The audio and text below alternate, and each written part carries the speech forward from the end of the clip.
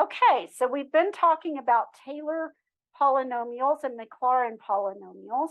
And what we want to talk about now are Taylor and Maclaurin series. So what's the difference between a series and a polynomial? Well, the polynomial is finite. It has 42 terms. It stops. We can count them and stop, right? And it doesn't have any more terms past that. A series, in a sense, is like an infinite polynomial. So they can be counted, but they go to infinity, all right? We can't say what the largest one is or what the highest degree is. There is no highest degree. They keep going forever and ever and ever. So let's go ahead and define what a Taylor series is. It is based on the Taylor polynomial, but instead it goes to infinity. And it looks to me like I'm missing something here. I need to add a plus dot, dot, dot. Okay, so I'm going to have to add that into my notes when I'm done. So I'm going to star this and make sure I come back to it. Because this is the series. The series goes from n equals 0 to infinity, so it doesn't stop. So somewhere out here, we reach the nth derivative, but we keep going. The next term will have the n plus first derivative at the center divided by n plus 1 quantity factorial times x minus a raised to the n plus 1 power. And then we'll have n plus 2 and then n plus 3. It just goes forever, all right? So in a sense, it's like an infinite polynomial if there is such a thing, all right? Polynomial is typically finite numbers of terms, but a series, a Taylor series, is like an infinite polynomial. So looking at this one down here, I bet I'm going to have to add a plus dot, dot, dot on this one too. Yes, it looks like I forgot my plus dot, dot, dot there too. So I'll note that. This is the Maclaurin series for a function. Remember, for a Maclaurin series, the center is 0. So the x minus a, the minus a becomes minus 0. So it drops out and you just get powers of x, right? And these go forever. Now, this becomes an infinite series. So if it converges, what is it converging to? I mean, what does it mean now for this Taylor series to converge?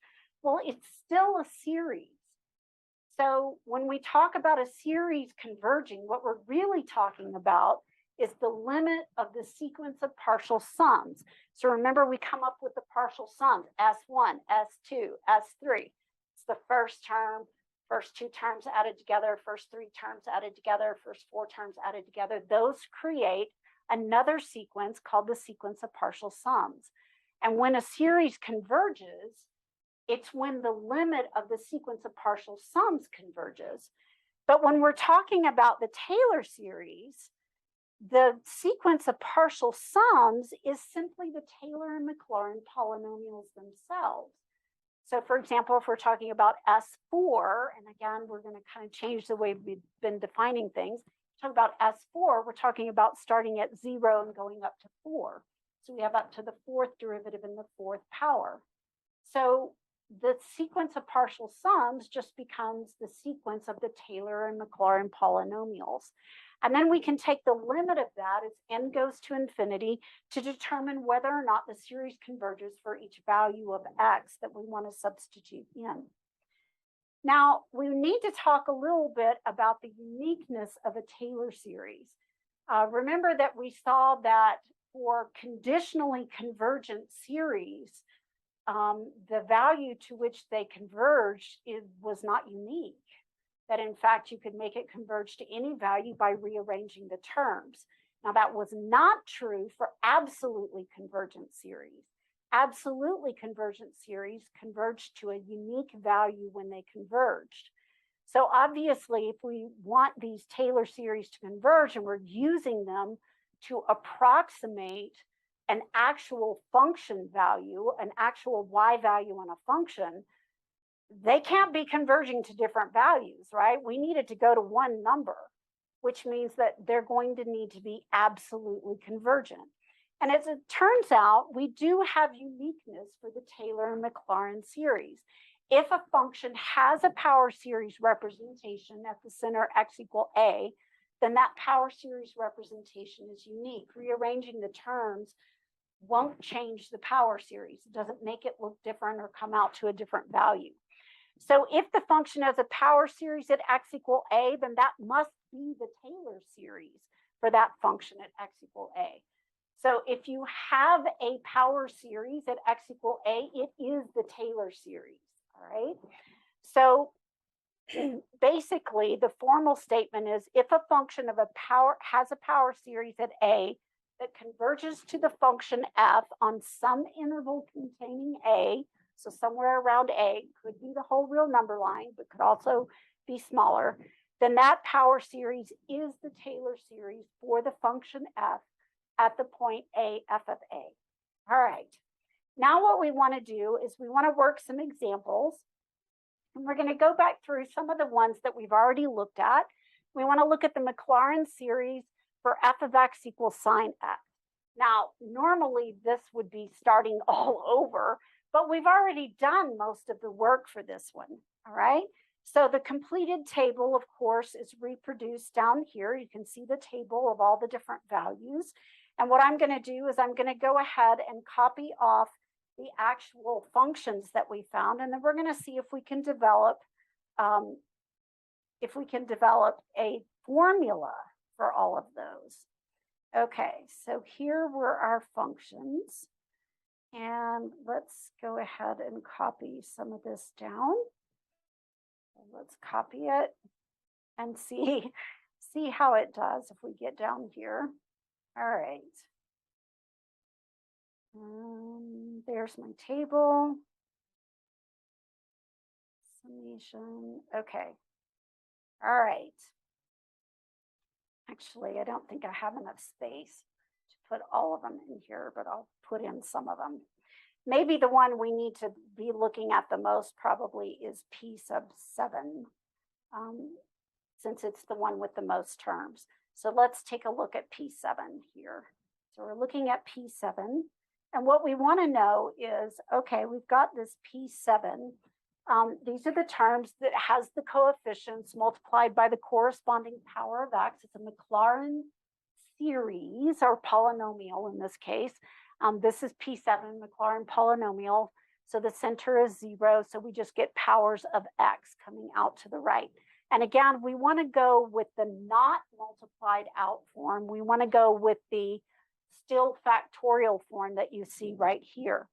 So we want to find a summation formula to fit the terms of the infinite sum. So we have to kind of imagine what would happen if we kept repeating the rows of this table that we have up here. What would happen? Well, we saw that with this one, there was a pattern, 0, 1, 0, negative 1, 0, 1, 0, negative 1. It's going to repeat.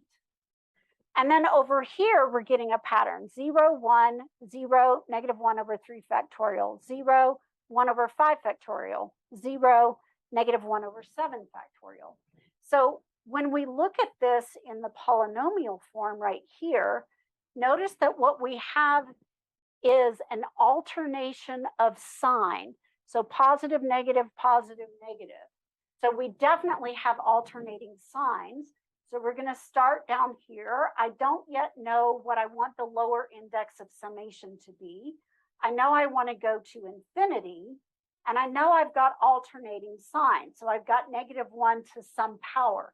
I'm going to have to fix it depending on what the lower index of summation is so that it definitely starts positive. Now I'm going to look at each term and see if there are numbers that stay the same or related to each other in each term. So this has a 3 factorial and a third power. Oops, I have a typo here. I didn't catch that earlier. I wish somebody could have yelled out from wherever you were, that should be x to the 5th. I must have just copied it wrong. And then 5 factorial matching the 5th power, 7 factorial matching the 7th power. Does that work for this one? Can we go back? Is it equivalent to x? Well, the answer is yes. I could divide by 1 factorial, which is just 1.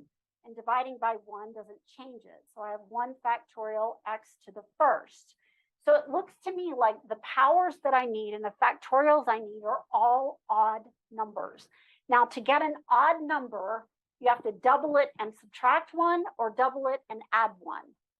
So either you take 2n minus 1 or 2n plus 1. But you can't use n or k because k is going to start and it's going to go by 1. So that won't give you odds. So the only way to guarantee you get an odd is to double it and subtract 1 or double it and add 1. Now mine starts with the first power, then third, then fifth, and seventh. So I'm going to go ahead and start my index of summation at 1. Now that I know I'm going to start at 1, and again, you could start at 0 if you want. It'll just change your powers a little bit. So if I start at 1, but I want the first term to be positive, then I could raise this negative 1 to the n plus 1 or the n minus 1 power. Either one of those will work, all right? If you do n minus 1, the first one will be the 0th power, which is still positive 1. So it starts out positive, then it alternates after that.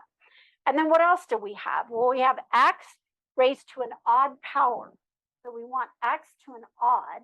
And to get that, we're going to double the index, which is, I've got k and n. So I guess I'm using n over there, so I use n up here. So we use 2n minus 1. So when n is 1, this will be 1. When n is 2, this comes out to be 3. When n is 3, this comes out to be 5. When n is 4, this comes out to be 7. So it's going to generate the odd values starting at 1. And then I want to divide by that same number in a factorial. So I take 2n minus 1 factorial, all right? And this would generate, of course, the exact terms of the polynomial approximating function. So this would generate the Maclaurin polynomials. Because we let it go to infinity, it becomes a series, all right? So this is what we need to do in order to do this. Now, if you had started at 0, then you wouldn't be backing this up by 1, subtracting 1 here. So you would be adding 1 up here, all right? So it would change these values a little bit, all right? So it can be written that way. Let's go ahead and write it down just so you know what it would look like. We start at 0, then this becomes negative 1 to the n. We subtracted 1 from the lower index of summation, so we have to add 1 where replace n with n plus 1. So n plus 1 minus 1 becomes n. 2 times n plus 1 is 2n plus 2, minus 1 is 2n plus 1. So I get x to the 2n plus 1, which will still generate 1 for the first value, and then 2n plus 1 factorial. And again, that's because 2 times n plus 1 minus 1 gives us 2n plus 1, right?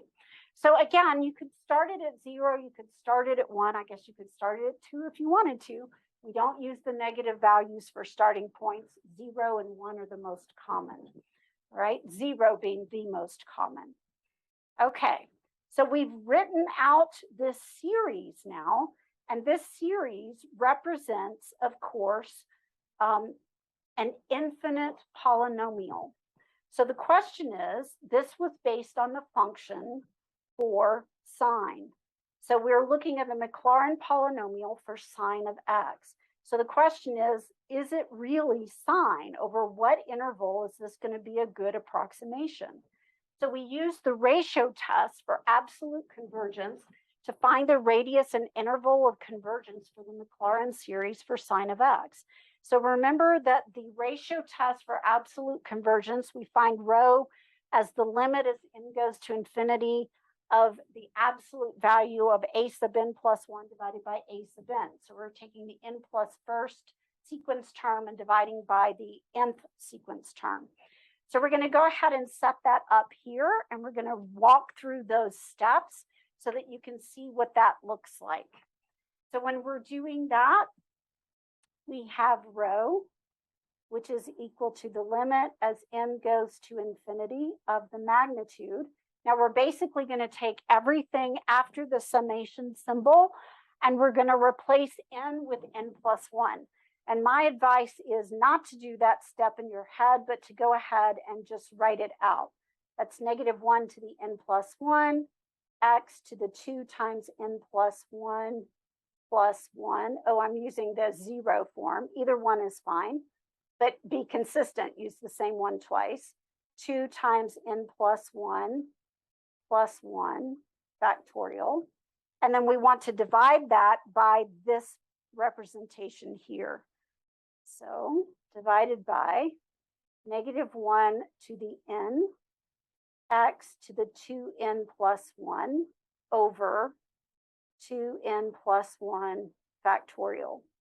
It actually would have been easier if we'd used the first form, but we've got it written down, so we'll go with this. Now, one thing I do want to point out, and some of you may have already figured this out, is there any point to having the -1 to any finite power inside the absolute values? No, because you're going to take the absolute value of it, and these are definitely -1s to finite values. They're not going, the limit will go to infinity. But right now, this is not going to infinity. So they're going to cancel out and go away anyway. It's not wrong to write them, but they're definitely going to disappear. So now we have rho equal to the limit, n is going to infinity. And I'm going to go ahead and leave them in for a little bit.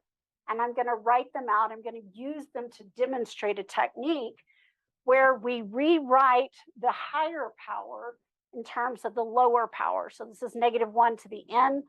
So I'm rewriting -1 to the n plus 1 as -1 to the n times -1. When the bases are the same, you add the powers.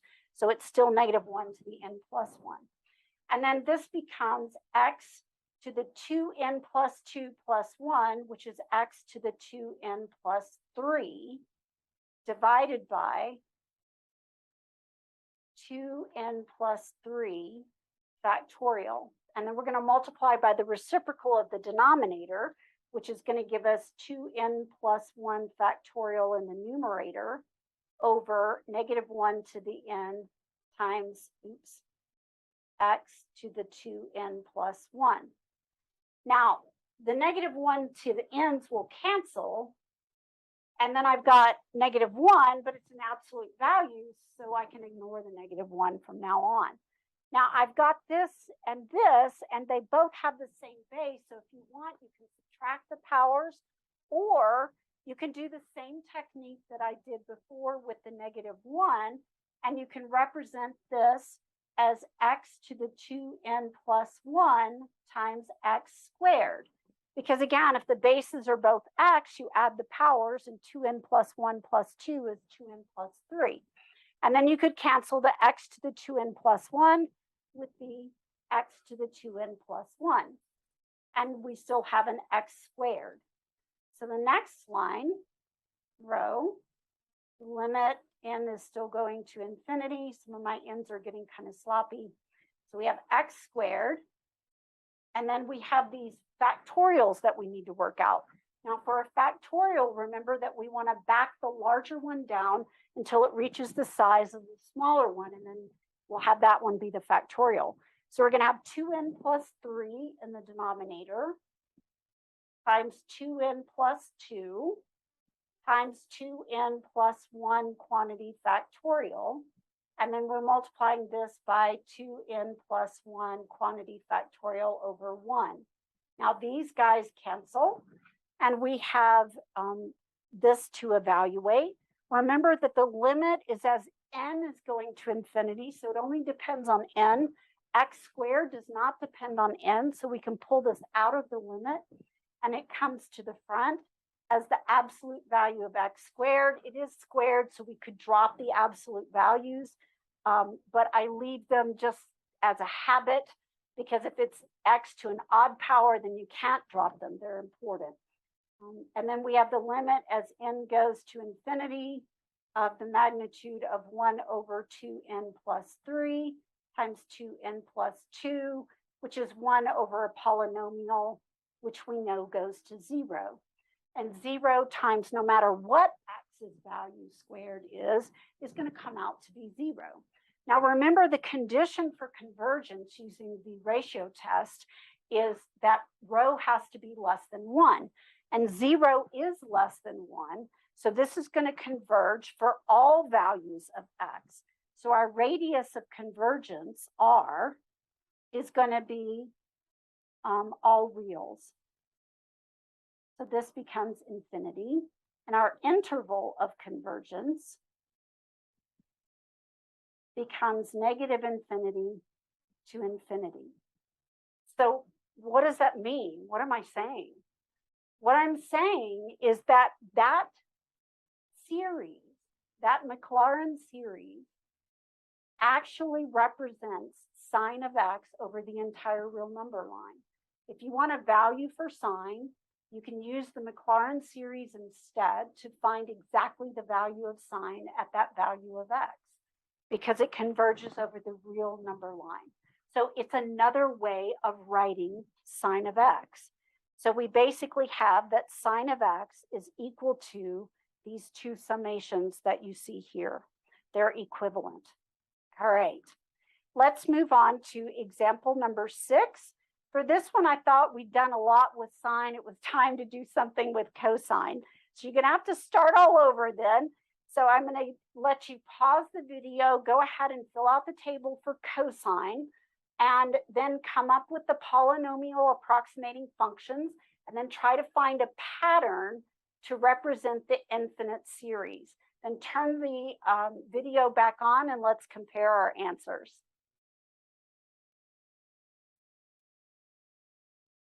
Okay, so let's see what you've got. Again, this is involving cosine, so we're going to get a repeating pattern every 4. So we start with cosine, negative cosine, sine, and cosine, negative cosine, sine, and so forth. And so our repeating pattern, when we evaluate it at the center pi, becomes negative 1, 0, 1, 0, negative 1, 0, 1, 0. And then when we substitute it into the coefficient formula, we take the nth derivative at the center and we divide by n factorial. So we get the values that you see coming on the right. Now, the next thing that you want to do is you want to go ahead and write out the terms as you see them developing. And what I've done is I've gone ahead and I've written out what is basically S infinity. So S infinity is the infinite polynomial. So I've got negative 1 x minus pi to the 0th plus 0 for the next term, plus 1 over 2 factorial x minus pi quantity squared plus 0 for the next term, minus 1 over 4 factorial x minus pi to the 4th for the next term, and so on. Now, what we want to do is ignore the 0 terms and develop a formula. So we can see that it starts negative, then positive, then negative, then positive. So it's alternating. Now we start here with the 0th power, and we notice that this is 2 factorial second power, 4 factorial fourth power. So coming back to the beginning, it's got to be the 0th power and 0 factorial in the denominator. And that tells us we want to start our lower index of summation at 0. Now, to make it start negative, we need to have it be n plus 1. So we have negative 1 to the n plus 1, and that will make it start out negative and then alternate after that. Then we have x minus pi raised to only even powers. To get only even numbers, you basically double the index. So you're going to have 2n. And then we want to divide by that factorial, so we have quantity 2n factorial. Do not write, this is a no-no, so let me put a big X over it. Do not write 2n factorial. That's equal to 2 times n minus 1 times n minus 2, and so on. The 2 is not included in the factorial unless it's in parentheses, and we do want it in parentheses. Okay, so once you've got that written down and you've got your formula, which we've got right here, then we want to apply the ratio test for absolute convergence and see if we can get convergence over some interval. And then we know that it will be a good approximation over that interval. So let me see if I can approximate, copy just that part and then paste it down here. And maybe better paste it here. Okay, so there we go. There's our formula. And so I applied the ratio test for absolute convergence. And again, you want to put the n plus 1 in parentheses. So actually, this comes out to be 2n plus 2. And this becomes 2n plus 2 factorial in the denominator. And so when I redid the second one, when I rewrote it again, I went ahead and expanded the x minus pi to the 2n plus 2 as x minus pi to the 2n times x minus pi squared. And then I could cancel the x minus pi to the 2n with this one. And I expanded the 2n plus 2 quantity factorial as 2n plus 2 times 2n plus 1 times quantity 2n factorial. And those canceled. And then I knew the x minus pi quantity squared did not depend on n, so I factored it out of the limit. I took the limit of the rational function that was left. It goes to 0 as n goes to infinity. And a constant value squared times 0 is going to be 0, which means that the radius of convergence is infinity, and the interval of convergence is from negative infinity to infinity. So it works everywhere.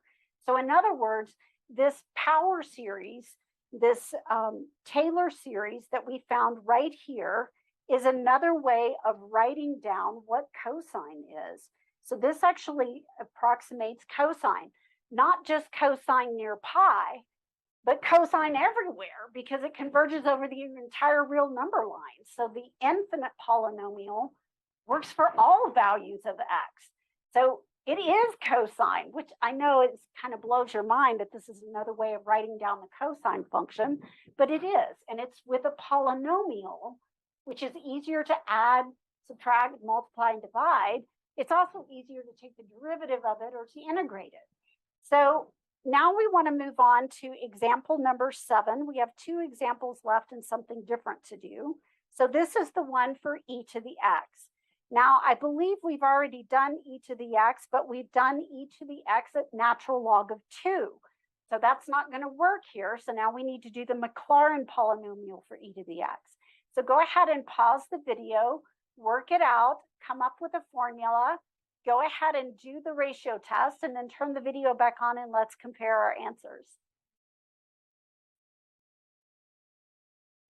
So for this one, we're centered at 0, not at the natural log of 2. Our derivatives are all the same. They're all e to the x again. But when we plug in the center value of 0, e to the 0 is 1. So these all become 1. Now, e to the x becomes a very simple one to put into a Taylor series form. And then I left these in the pattern so that I could see it developing 1 over 0 factorial, 1 over 1 factorial, 1 over 2 factorial, and so on. And now what we want to do is we want to represent this by writing out the terms of the infinite polynomial, which is s infinity. And then we want to come up with a summation formula for it. So I wrote these out, and once I saw the pattern developing, I don't have to keep writing all the terms. So you don't have to go up through the 7th, even though that's what the table does. And so then down here, we want to come up with an expression that fits those. And we can tell that the factorial matches the power, and we're starting at 0, so n equals 0 to infinity.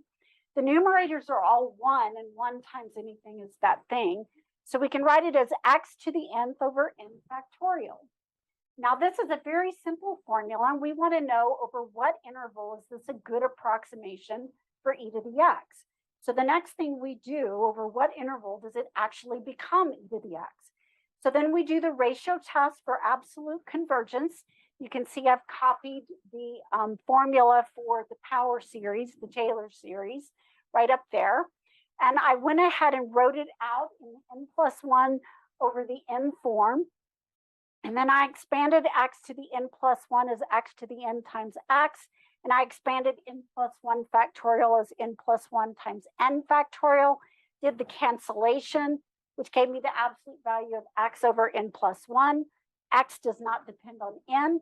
It can come out of the limit, but note, because it's x to the first, it must stay in absolute values. And then we have the limit of what's left, which of course goes to 0. Which means that, again, we see that our radius of convergence is infinity, and our interval of convergence is negative infinity to infinity.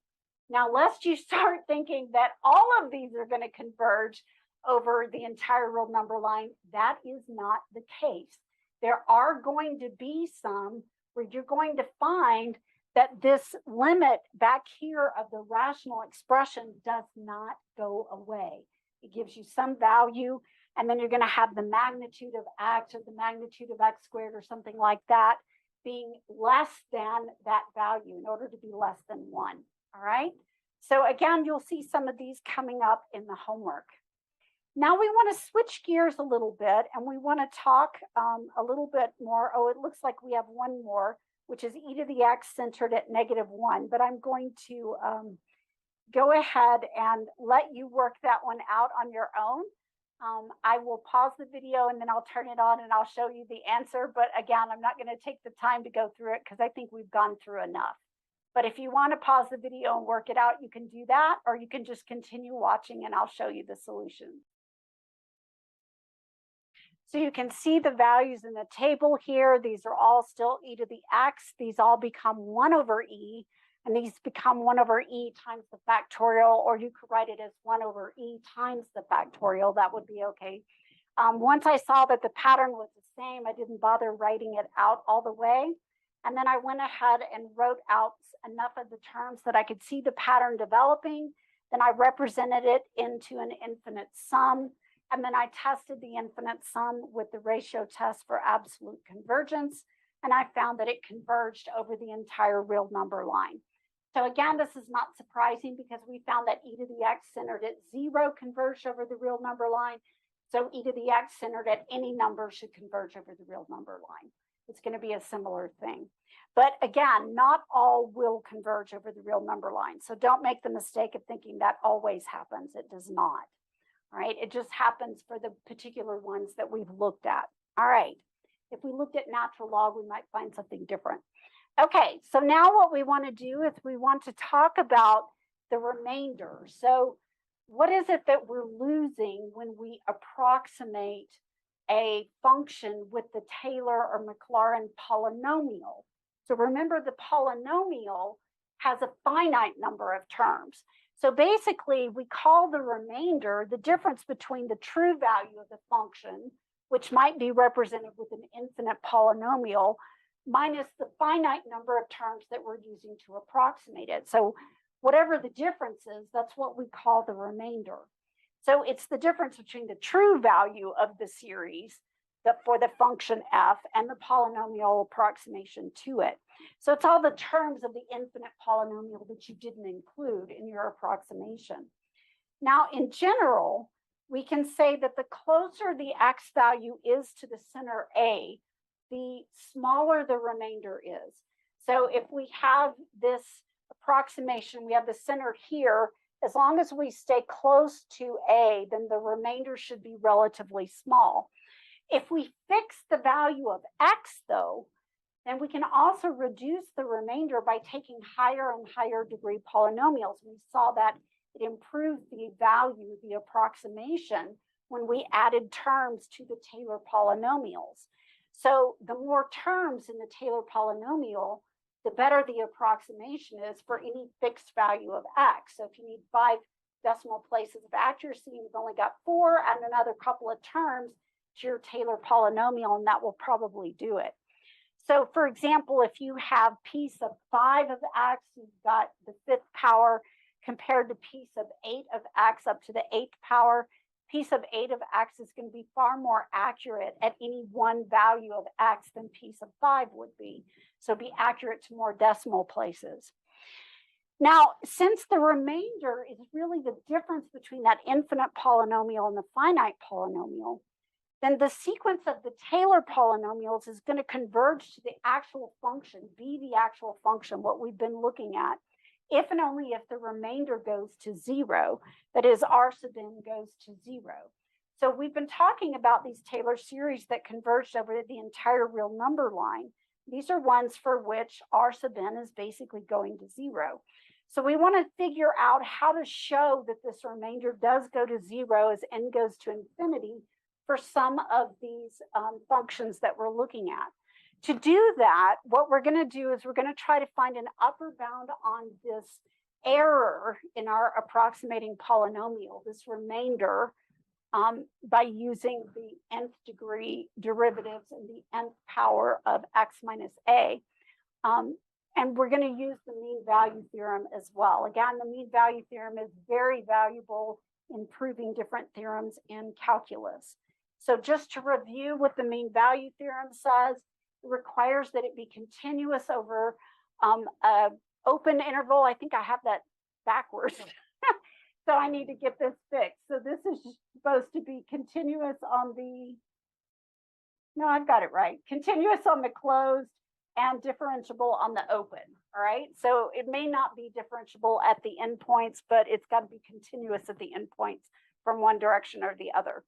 Then there exists some C in the open interval such that the derivative at C, f prime of C, the slope of the tangent line, is equal to the slope of the secant line over that interval. And that's f of b minus f of a over b minus a. So basically we're saying that f prime of C is equal to f of b minus f of a over b minus a. All right, so again, what we're looking at here is we've got some interval like this.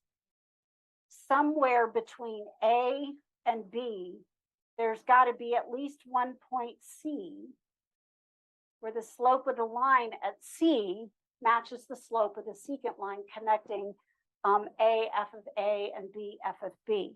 So they're slanted the same. That's basically what the mean value theorem is saying. And we're guaranteed to have that as long as it's continuous on a closed and differentiable on an open. Now, when we have Taylor polynomials, we've been supposing that this function had continuous derivatives. And let's say it has it up to the n plus first derivative on an interval I containing the center A. And remember, this is our definition for the error or for the remainder. It's basically the function minus the approximating polynomial. And we want to know when that infinite polynomial actually becomes the function itself. So what we do by the mean value theorem is it can be shown that there is some C in that interval between x and a where the n plus first derivative at C divided by n plus 1 factorial, this is just that coefficient formula, times x minus a to the n plus 1 is actually equal to this remainder, right? And this is coming from the mean value theorem. Now, finding C might be difficult, all right? It's not so bad with the mean value theorem itself. You can usually find it by figuring out where the derivative is going to have the same value as the slope of the secant line because you're just looking for constants, not too bad. On something like this, it could be pretty awful, all right? So finding C might be super, super hard. So what we do instead for certain kinds of functions, this won't work for all of them, but for certain kinds of functions, we try to find an upper bound on this part right here, all right, on the n plus first derivative of the function at C, because that's the only place that C shows up. So if I can say that for sure, all the derivatives in that interval are less than or equal to 2, then this one has to be less than or equal to 2. So I could use 2 times x minus a to the n plus 1 divided by n plus 1 factorial as being larger than or equal to that remainder, right? So we try to find an upper bound on it. And then we can call this upper bound m, something like m, and then we can say that r sub n's magnitude has got to be less than equal to this. You'll notice we took some absolute values of this so that we could say that it's less than equal to some positive value m. And then we take the limit of this possibly larger value here as n goes to infinity. And if it goes to 0, then the remainder, the error, must go to 0, which means that that infinite polynomial is actually that function. Okay, so now let's take a look at one like that. So we've got Taylor's theorem with remainder. That's basically a statement of what we just had. We're going to let the function be differentiated n plus 1 times on an interval containing the center. And then we're going to take the p sub n being the nth Taylor polynomial of f at the center A. And we're going to let the remainder of the error, r sub n of x, be what we get when we take the true function sine x or e to the x minus the polynomial approximation be the nth remainder. For each x in that interval, there has to be some number c between a and x such that this is true. And if we can find a real number m that is an upper bound on this value of the n plus first derivative at a constant, somewhere between a and x, then we can take the limit of that expression here as n goes to infinity to find out whether or not this error goes to 0, or whether the remainder goes to 0. And if it goes to 0, coming back to our definition of it up here, if this goes to 0, then f of x must be equal to p sub infinity, which is basically the Taylor series, the infinite series that we've got. Okay, so it puts an upper bound on it. Now what we want to do is I want to actually show you how this works. This isn't something I ask a whole lot, but it is something valuable that you should see at least one time. So when we're looking at this one, we're going to go back to sine of x again, which is a really good one. We're going to use sine x to approximate pi over 24, and we're going to find an upper bound for the error, r sub n. And then we're going to find what values of x the fifth Maclaurin polynomial will approximate with sine of x to within 1/10,000, right? So the first thing that we're going to do right here is we want to use the fifth Maclaurin polynomial for sine x to approximate the sine of pi over 24. So we have this right here. So remember that this is our relationship for the remainder. We have this relationship going on right here. But remember that when we do the derivative of sine and cosine, we either get sine, negative sine, cosine, or negative cosine, right? We always get one of those four because it's a pattern that repeats. And so no matter what we get, sine and cosine, negative cosine, they're all between -1 and 1. When you graph them, they're between -1 and 1. So both sine and cosine, and their opposites, are less than equal to 1 for all values. Then this n plus first derivative of the function sine of x of c has to be less than equal to 1. So we can say that this remainder term, r sub n of x, its magnitude, has to be less than equal to 1 over n plus 1, x minus a to the n plus 1. And then, of course, we can evaluate what this is.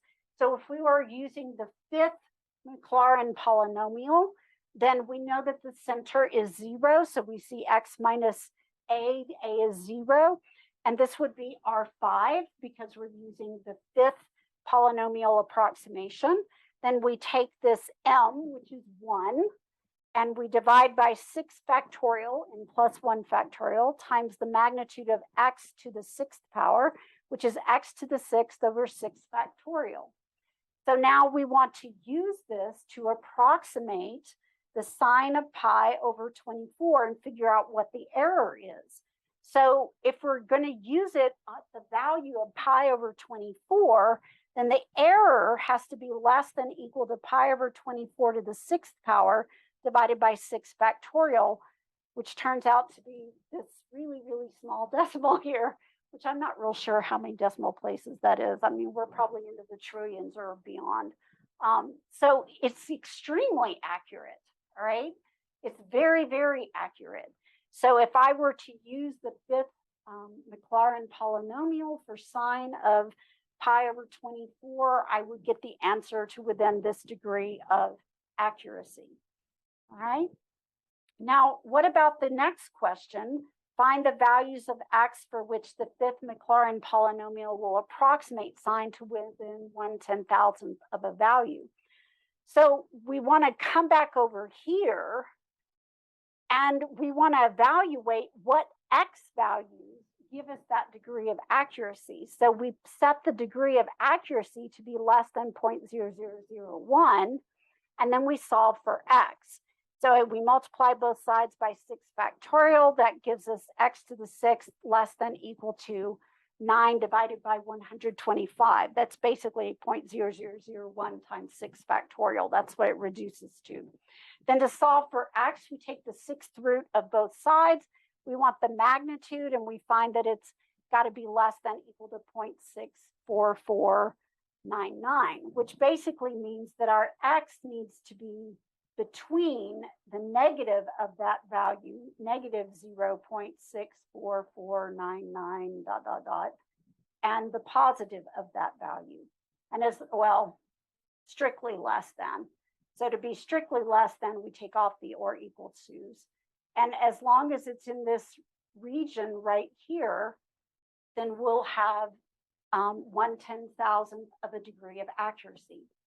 But again, we were able to get a number for this because we knew that all the derivatives of sine and cosine turned out to be either plus or minus sine or plus or minus cosine. And we know that both plus or minus sine and plus or minus cosine are trapped between -1 and 1, which makes 1 an upper bound for all of those functions. So no matter what the n plus first derivative is, it's got to be less than or equal to 1. All right. So I hope that this is making sense to you. We have one more idea to cover today, and this is how to know if the Taylor series converges to the function that generated it. So how do you know that it really is e to the x? I mean, I said earlier the ones that we looked at really are e to the x. How did I know that? I didn't prove that at that time. I just said it. So how do we know that? Well, we know that the limit of the p sub n, the approximating polynomial, will become the function if and only if the limit of the remainder goes to 0. So if the limit of the remainder goes to 0, then it becomes that function. And the ones that we looked at that I said were those functions are indeed ones where we can prove that the limit of the remainder does go to 0. All right. And we have one last theorem to cover today, which is the convergence of Taylor series. Supposing that f has derivatives of all orders on an interval I containing a, then this Taylor series will converge to the function, will actually be the function for all the x in the interval if and only if the limit of the remainder goes to 0 for all x in that interval, right? And this can be proved or used to show that several of the Taylor series that we've talked about for different transcendental functions actually converges to those functions. So e to the x, sine x, cosine x, natural log of 1 plus x. These are ones, sinh and cosh. These are the hyperbolic sine, hyperbolic cosine, all centered at 0, actually do converge to those functions. In other words, the Taylor series is another way of writing or representing that function. So I hope this is starting to make sense to you and coming together, or why you would want to have a Taylor series, why it would be useful to have for a computer or a calculator, where it's easier to compute and calculate using polynomials, and you can get them to high degrees of accuracy, whatever degree of accuracy you need. In the last video, we'll take a look at binomial series, which is one more type of series. And then we'll also take a look at integrating and differentiating with power series. So we have one more section left to cover in this unit. I hope you'll join me for that video.